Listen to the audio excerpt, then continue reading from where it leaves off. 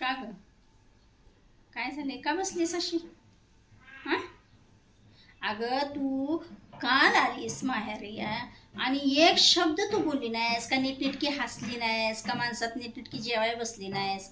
काय झालंय काय नक्की तुझं? काय बिघडलंय काय ते तरी मला सांग. अगं तू मला नाही सांगायचीस तर मग सांगणार कुणाला? कुणाला सांगणार? हा? अगं काय भांडण झालं असेल, काय विषय असेल तर मला बोल ना. तू बोलल्याशिवाय मला तरी कसं कळणार की तुझं काय झालंय ते? तू अशी वेड्यासारखी बसून राहणार? मी तुला काय बघत बसू का सारखी अशीच? अगं काय विषय असला तर मी बोलून संपवते. सासूशी भांडण झालं? काय म्हणली सासू? अरे हो बाळा, कोड कौतुक माहेरी असतं, सासरीला गेलं की नसतं. सासरी जाऊन आपण आपली किंमत कमवायची असते, नाती सगळी जपायची असतात, सगळ्यांना प्रेमाने वागायचं असतं, म्हणजे सगळे प्रेम मिळतं आपल्याला पण. अरे बाळा, हसून खेळायचे दिवस आता गेले. अगं बाई, स्त्री ही त्यागाची मूर्ती आहे, हे तर ऐकून आहेस तू? काही पण नाही ऐकलंस?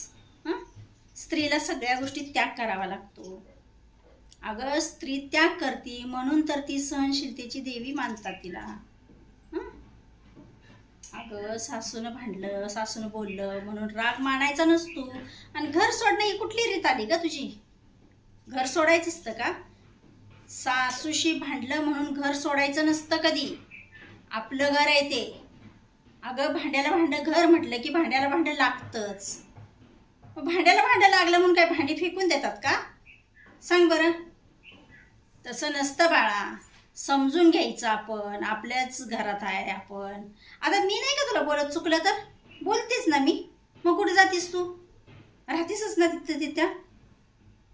मग म्हणूनच समजून घ्यायचं असतं. बोलले असेल आहे आपल्या आईसारखी, सासू बोलली तर आपल्या काहीतरी चांगल्यासाठी बोलली असेल, आपलं काहीतरी चुकलं असेल, मग समजून घ्यायचं ग. असं रागवून घर सोडून ह्याने काही प्रश्न सुटतात का आयुष्यातले? आयुष्यातले प्रश्न सुटत नाहीत तर त्याला सामोरे जायचं असतं, हिमतीने लढायचं असतं, तर संसार असतो. अगं संसार म्हणजे सहज सोपा केला जाणारा नाहीये. हसत खेळत करता येतो, पण कसा? प्रेमाने, गोडी गुलाब्याने. प्रेम कमवण्यासाठी थोडं कधी कधी झुकावं लागतं. काय फरक पडतो झुकला तर? मोठे वडीलधारेच आहेत ना, आई वडिलांपुढे तू झुकत नाहीस का? आई वडिलांच्या पाया पडत नाहीस का? तसंच त्यांच्याही पडायचं. काय फरक काय पडतोय मला सांग ना तूच.